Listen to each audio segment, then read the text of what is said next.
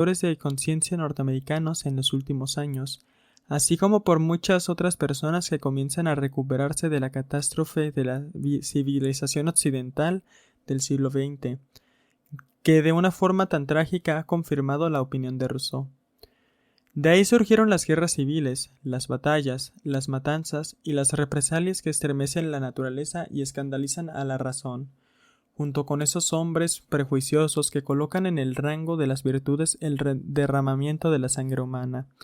Las gentes más honradas contaron entre sus deberes el de degollar a sus semejantes.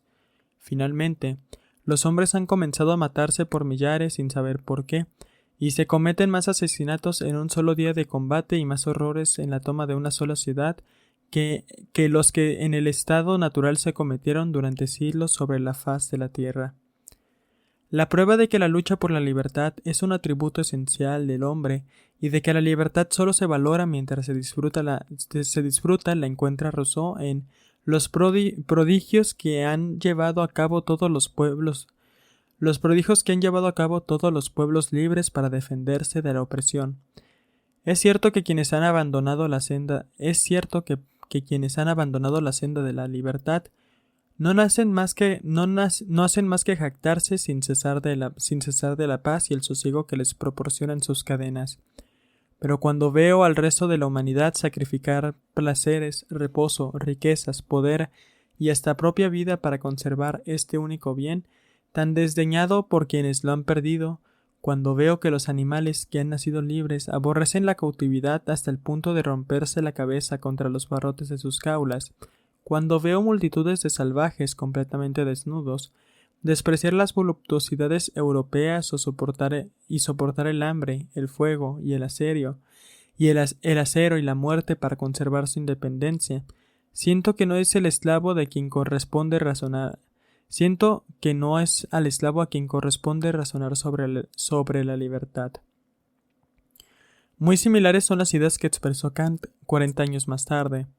Kant no acepta, nos dice, la afirmación de que ciertas personas no están maduras para la libertad, referida por ejemplo a los siervos de los terratenientes. Conforme a esta hipótesis, la libertad nunca podrá darse, pues nadie puede adquirir esa madurez si previamente no disfruta de la libertad.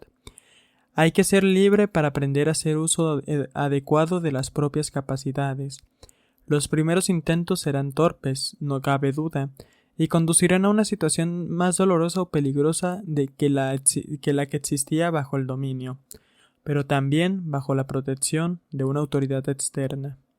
Sin embargo, el conocimiento solo puede adquirirse por medio de las propias experiencias, y uno ha de ser libre para poder tenerlas.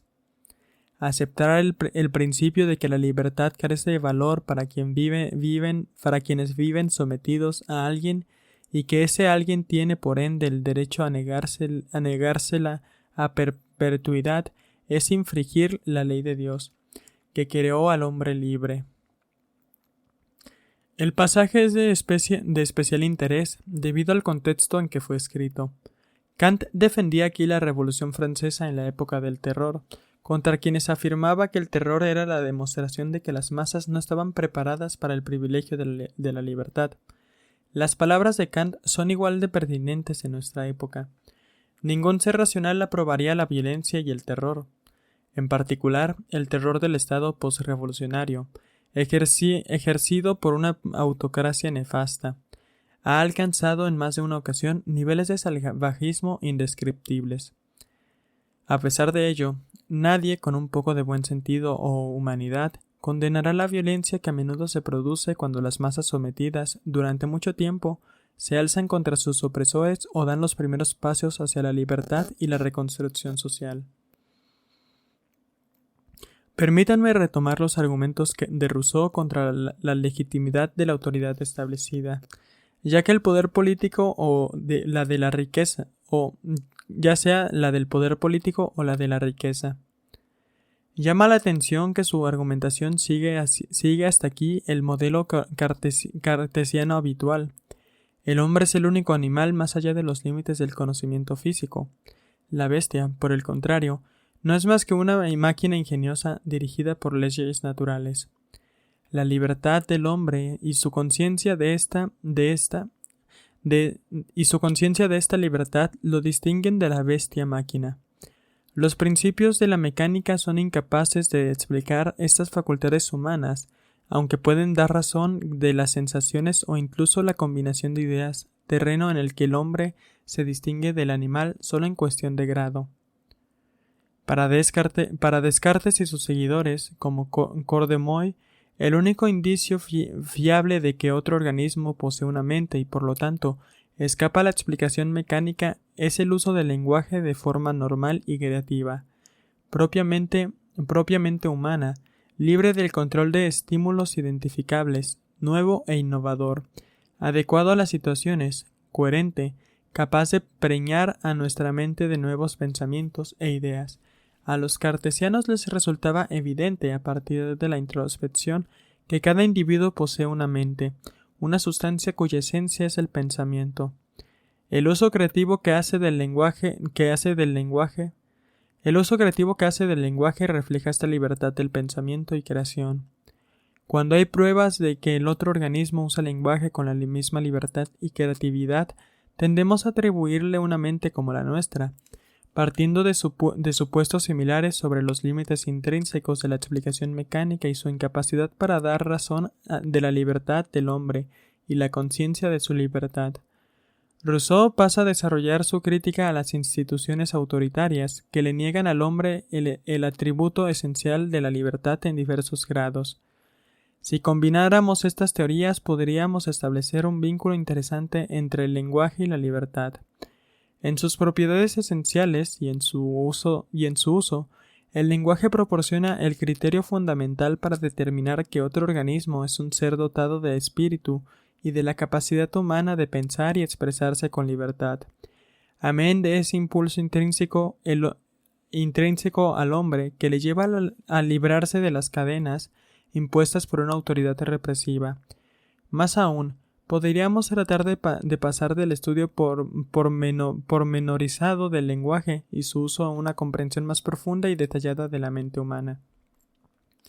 Conforme al mismo modelo, podríamos tratar de estudiar otros aspectos de la naturaleza humana que, como observa Rousseau, deben interpretarse correctamente para poder sentar en el ámbito teórico las bases de un orden social racional.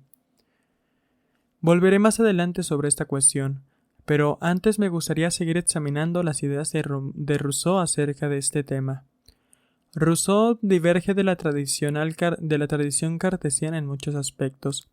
Identifica como la característica que distingue a la especie humana su facultad de perfeccionarse, que con la ayuda de las circunstancias desarrolla sucesivamente partes de todas las otras, y es propia tanto de las especies como del individuo.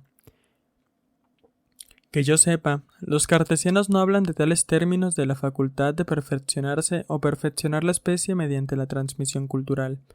Sin embargo, creo que las palabras de Rousseau pueden interpretarse con el desarrollo de la tradición cartesiana por una senda inexplorada, más que como una refutación o rechazo.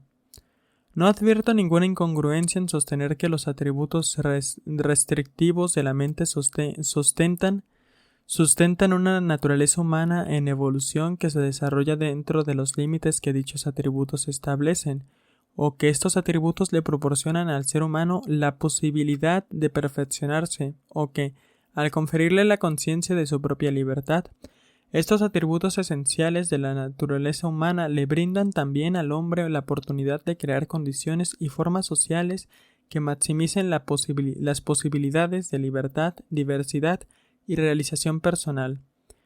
Por emplear una analogía aritmética, los números enteros no dejan de ser un grupo infinito, pero por el solo hecho de no abarcar la totalidad de los números racionales. Del mismo modo, sostener que la mente tiene propiedades intrínsecas que limitan su desarrollo no equivale a refutar la capacidad del ser humano para perfeccionarse infinitamente. Hay motivos para pensar que sucede todo lo contrario. Sin un sistema de construcciones formales no podría existir el acto creativo. En concreto, en ausencia de ciertas propiedades intrínsecas y restrictivas de la mente, solo pueden darse configuraciones de la conducta, pero no actos creativos con los que el hombre se perfecciona.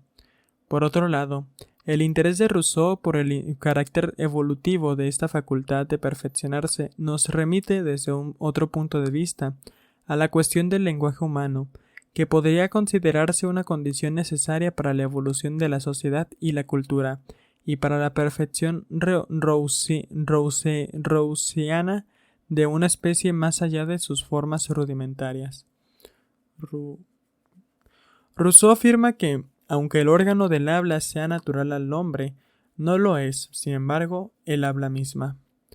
Tampoco aquí encuentro incongruencia entre esta observación y la tesis típicamente cartesiana de que las capacidades innatas son facultades disposicionales que nos llevan a producir ideas innatas en concreto, de un modo particular, en condiciones de estimulación externa, pero que también nos brindan la oportunidad de seguir pasando en ausencia de estos factores externos. También el lenguaje, pues, es connatural al hombre solo de una forma específica. Esta idea tan importante, esencial diría, de los lingüistas racionalistas, fue relegada al olvido tras la irrupción de la psicología empirista del siglo XVIII. Rousseau analiza con cierto detenimiento el origen del lenguaje, aunque se confiesa incapaz de resolver el problema de forma satisfactoria, pues, si los hombres necesitaban la palabra para pensar, aún más necesidad tenían de pensar que de descubrir el arte de la palabra, de suerte que apenas podemos formarnos una idea admisible acerca de esta capacidad de transmitir el pensamiento y establecer una comunicación espiritual, arte sublime que se encuentra ya muy lejos de sus orígenes. Sostiene Rousseau que las ideas generales no pueden acceder al espíritu si no es por medio de las palabras y que el entendimiento las capta tan solo por medio de proposiciones, cosa que impide al animal, desprovisto de razón, abarcar tales ideas e incluso adquirir la perfectibilidad de que ellas depende. Por tanto, no es capaz de concebir de qué modo aquellos nuevos gramáticos lograron extender sus ideas y generalizar sus palabras, y desarrollar los medios para expresar todos los pensamientos del hombre. Los números, las palabras abstractas, los aoristos y todos los tiempos verbales, las partículas, la sintaxis, los nexos de la oración, el razonamiento y toda la lógica del discurso. Rousseau especula también sobre los últimos estadios del perfeccionamiento de la especie, cuando las ideas de los hombres comenzaron a difundirse y multiplicarse, y se estableció entre ellos una comunicación más estrecha, que culminó en un sistema de signos más extensos y en un lenguaje más completo. Pero por desgracia se ve obligado a abandonar. El estudio es de tan difícil cuestión que fue más necesario una sociedad ya establecida para concebir la lengua, o una lengua ya creada para implantar la sociedad. Los cartesianos cortaron el nudo gordiano postulando la existencia de una cualidad característica de la especie, una sustancia secundaria que hace de las veces de principio creativo, por llamarlo así, junto al principio mecánico, que determina la conducta de los animales. En su opinión, no había necesidad de explicar el origen histórico del lenguaje.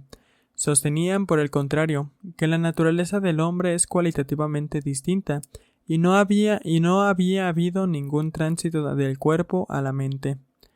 Esta idea podría interpretarse de un modo más actual postulando mutaciones repentinas y especulaciones que den razón de cualidades de la inteligencia que, por lo que sabemos, son exclusivas del hombre y cuyo indicio más característico es el lenguaje. Si la hipótesis es cierta, aunque solo lo sea como primera aproximación, sería de esperar que el estudio del lenguaje ofreciera una brecha de acceso, o acaso un modelo, para emprender una investigación de la naturaleza humana que sentara las bases de una teoría mucho más general de dicha naturaleza.